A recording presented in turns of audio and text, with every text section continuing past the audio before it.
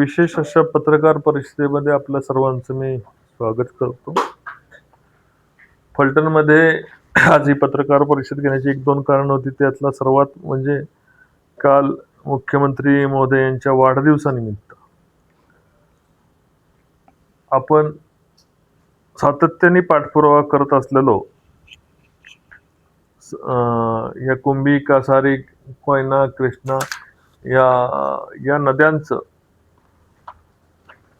पावसाळ्यामध्ये वाहून जाणारं पाणी हे दुष्काळी भागाला वळवायचं, त्याला फ्लड डायव्हर्शन योजना असे नाव दिले होते.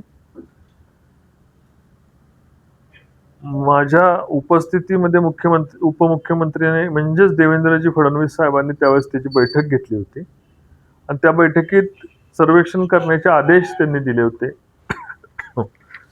लवादाचा याचा अभ्यास करून शासन या निष्कर्षावर आलेलं आहे की आता मी जो मुद्दा मांडला होता की पावसाळ्याच्या ह्या 90 दिवसामध्ये 51 TMC पाणी आपण हे सातारा जिल्हा आणि सोलापूर जिल्हा आणि काही मराठवाड्याकडे आपण पाणी देऊ शकतो, जे पाणी समुद्राला जात होतं. आदरणीय महाराष्ट्राचे मुख्यमंत्री देवेंद्रजी फडणवीस साहेबांना हा मुद्दा अतिशय भावला आणि त्यामध्ये या प्रकल्पाचा अभ्यास त्या पूर्वीच्या ज्या शास्त्रज्ञांनी केला होता त्याची सुद्धा त्यांना कल्पना होती आणि त्याच्यामुळं त्या तत्कालीन उपमुख्यमंत्री आत्ताचे मुख्यमंत्री देवेंद्रजींनी त्यावेळेस त्याला आपण जो प्रस्ताव मांडतोय त्या प्रस्तावाला अनुकूलता दर्शवली होती. या संबंधित पाणी वळवण्याच्या योजनेचा सर्वे करण्याचा GR 24 कोटी रुपयाचा GR काल शासनाने वाढदिवसानिमित्त प्रसिद्ध केला. ही माझ्या दृष्टीने देवेंद्रजींनी दिलेली त्यांच्या वाढदिवसाची ही आपल्या सर्व सातारा जिल्ह्याला आणि सोलापूर जिल्ह्याला तसेच मराठवाड्याला ही रिटर्न गिफ्ट आहे.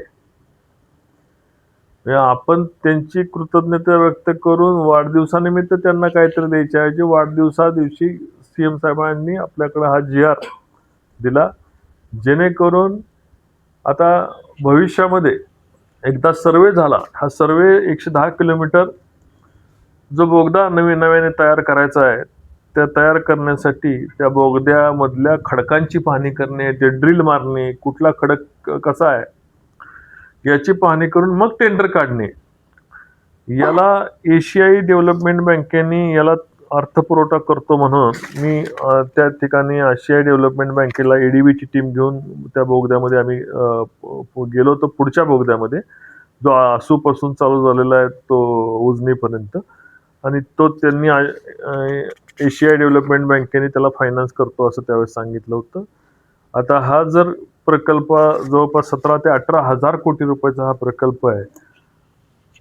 या सर्वेची अनुकूलता आली तर महाराष्ट्र सरकार हा बोगदा करून जे समुद्राला पाणी जाणार आहे ते वाया जाणार पाणी आपल्याकडे दुष्काळी भागाकडे वळवणार आहे. याचा फायदा आपल्याला असा होणार आहे की हे पाणी आसूच्या तिथं उड्डत तावशीच्या अलीकडे आसूच्या इथं अलीकडे हा बोगदा उघडला जाईल. साप्तेवाडीपासून चालू होणारा बोगदा हा जवळपास 110 किलोमीटरचा आसू गावाच्या इथं उघडला जाईल आणि उघडल्यानंतर त्याचं बॅकवॉटर जे आहे ते नीरा गावापर्यंत जाईल.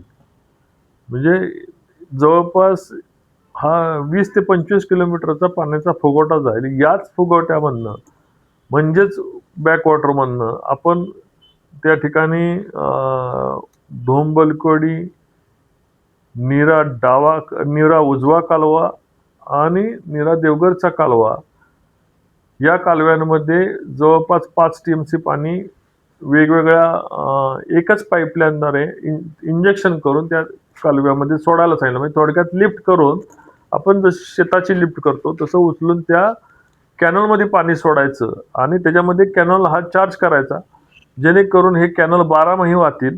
याच धर्तीवर धोंबलकोडीमधनं याच प्रकल्पातनं जवळपास आपण 0.6 TMC म्हणजे अर्धा TMC पाणी आपण मागितले की जेणेकरून फलटण शहरामधली बाणगंगा नदी हे धोंबलकोडीचा कॅनल हा उपळवे गावाच्या इथं आहे, तिथून एक्सप्रेस गेटद्वारे बाणगंगा धरणामध्ये पाणी सोडलं जातं. त्याच दोंबलकोडी कालव्यामध्ये सोडलेलं पाणी अर्धा TMC पाणी हे आपण बाणगंगा तलावात आणि बाणगंगा तलावातून वर्षभर पाणी हे वाहतं ठेवण्यासाठी विनंती केली होती.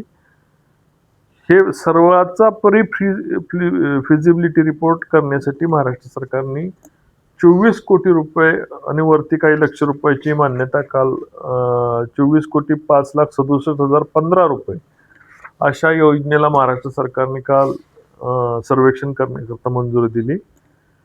मी परमेश्वर चरणी आणि देवेंद्रजींना आणि महाराष्ट्र सरकारला मी प्रार्थना करतोय, लवकरात लवकर हा सर्वे झाला तर आमच्या दुष्काळी भागातलं, मला सातारा जिल्ह्यातला दुष्काळी भाग असो, सोलापूर जिल्ह्याचा दुष्काळी भाग असो आणि मराठवाड्याचा दुष्काळी भाग असो, हे उजनीत सोडल्यानंतर उजनीमधून अतिरिक्त 12-13 TMC उजनीला पाणी मिळणार आहे. या पाण्यामुळं सोलापूर जिल्ह्यातला सुद्धा दुष्काळी तालुके यांचं जो दुष्काळ आहे तो काय आमचा संपवण्यास मदत होणार आहे.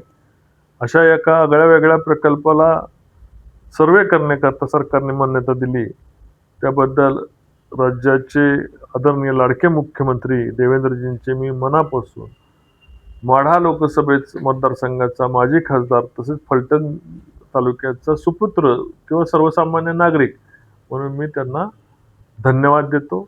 जय हिंद, जय महाराष्ट्र.